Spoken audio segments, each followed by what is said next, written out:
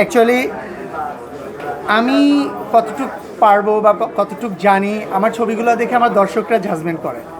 তারা আমি দেখেছি অনেক ছবিতে আমাকে বসে গালাগালি করতেছে, আমি কিন্তু পিছনের সিটে বসা আছি।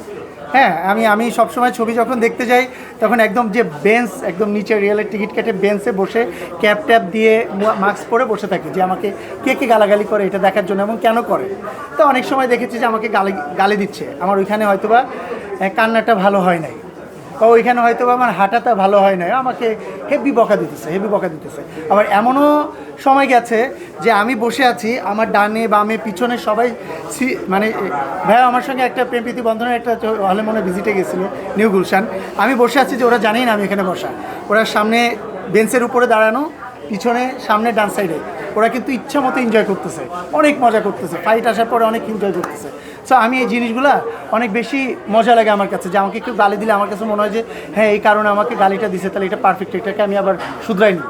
কিন্তু আমি যখন আবার আরেকজনকে মার্ক দিতে যাই তখন আমার ভিতরে তো অনেক বেশি ভয় কাজ করে যে আসলে কি মার্কটাকে আমি পারফেক্টলি দিচ্ছি কিনা, তার জন্য সে যে হেঁটে আসছে তার হাঁটাটা ঠিক আছে কিনা। আজকে